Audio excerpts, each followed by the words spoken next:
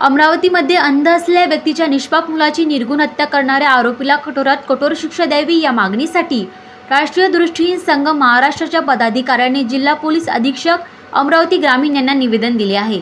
संघाचे अध्यक्ष अनिल बोरकर व महासचिव गजानन राठोड यांनी दिलेल्या निवेदनानुसार अंध व्यक्ती देवानंद तायडे यांचा मुलगा प्रज्वल देवानंद तायडे याची 17 मे रोजी शेजारी राहणाऱ्या कुणाल प्रवीण गावंडे याने हत्या केली। घरात कुणी नसल्याचा फायदा घेत ही निंदनीय आणि हृदयद्रावक घटना घडली। या संदर्भात आरोपीच्या आईवडिलांनाही माहिती होती, त्यामुळे त्यांचीही कसून चौकशी घ्यावी अशी मागणी संघाने केली आहे।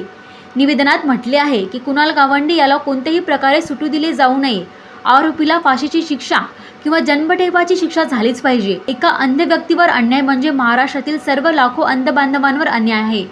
संघाचे सदस्य देवानंद तायडे आता एकुलते एक अपत्य गमावल्याने पूर्णपणे उद्ध्वस्त झाले आहेत। आरोपीला दोन्हीपैकी एक तरी शिक्षा झालीच पाहिजे, अन्यथा संघाचे राज्यभरातील 12,000 अंध सभासद रस्त्यावर उतरून न्यायासाठी आंदोलन करतील असा इशारा राष्ट्रीय दृष्टीहीन संघाने दिला आहे। गेले 47 वर्षे अंधांवर रोजगार, शिक्षण आणि स्वावलंबनासाठी काम करणाऱ्या या संघटनेने प्रज्वलला न्याय मिळवून देण्यासाठी राज्यव्यापी आंदोलनाचा पवित्रा घेतला आहे। निवेदन देतेवेळी राष्ट्रीय दृष्टीहीन संघाने अध्यक्ष अनिल बोरकर, महासचिव गजानन राठोड, देवानंद तायडे, नंदू ढेमरे, राहुल आठवले, किशोर दांडगे, विजय सुटे आदी उपस्थित होते। माझं नाव देवानंद सोनाजी तायडे। मी दर्यापूर येथील राहतो, दर्यापूर आर्यनगर येथील राहतो।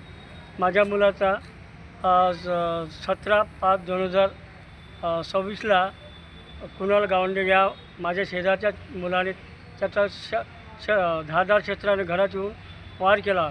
मी दोन्ही डोळ्याने अंध असून मला शासनाकडून त्याला समोरच्या व्यक्तीला कुणाल गावंडेला कठोरात कठोर शासनाने त्याला कठोरात कठोर शिक्षा द्यावी हीच मी शासनाला विनंती करतो।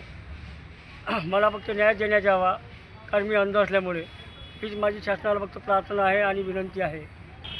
मला एक मुलगा आहे, तो मुलगा माझा तो पण कॉलेजला आहे आणि एक छोटा मुलगा होता, तो घरामध्ये झोपलेला होता, तो पण कॉलेजला मूर्त्यापूरला शिकत होता आणि रविवार दिवस असल्यामुळे तो घरी होता।